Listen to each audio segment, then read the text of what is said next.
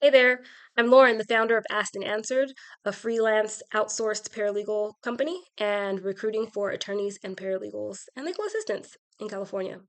I'm back with part two of, let's say, the training and development portion or key to having a candidate be successful. And um, what I'm here to talk to you about is there's a few schools of thoughts and a few ways to go about it when you're training. Okay, so we already talked about how you want people to be autonomous. You want them to be able to just understand what it means when you say a quick description to tell them what to do. They understand all the little steps, right? So, first thing you want to do is have a plan. Talked about that.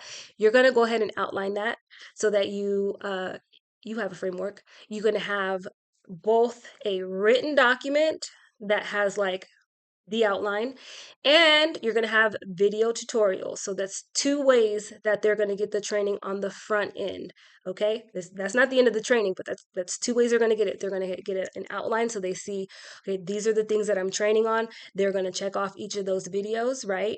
Okay, and then if you can, as you have time, they're going to have that printout with that outline of things there. You're going to train them or have somebody train them as they do the task. Okay, so they're going to have to first explain the task in their own words, the steps in their own words from how they remember it from the video, and then you're going to have somebody either sit down with them and tell them about it or show them on the computer, and then you're going to have them perform the task, because these are, if this is what you hired the person for, these are tasks that will come up regularly, and these are things that now you have an opportunity to train and develop, right?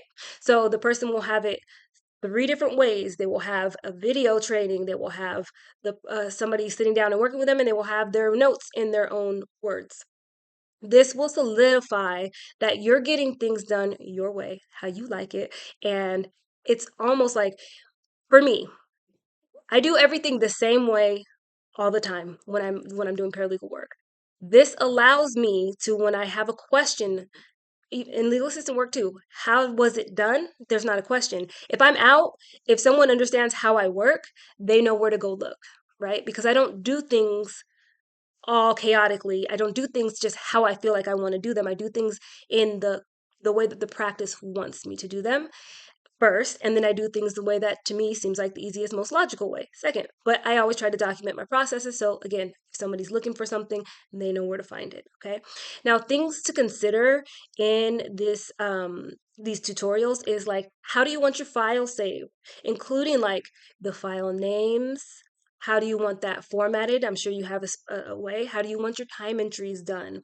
When do you want those done? I would suggest in those um, steps, you always include time entry and file management. This is going to save you because you're never going to have to, the person who's doing the time entry will never have to go back and go, oh, what did I do?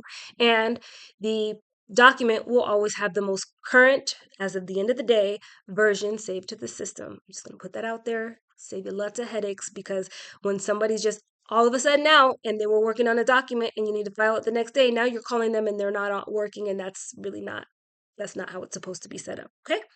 So, um, these are things like, if you want to talk more about training and development, you can ask me about it. Leave a comment down below. You can connect with me on LinkedIn, or you can go to our website www.a3socal.com. And I love speaking with you, and I'll talk to you next time.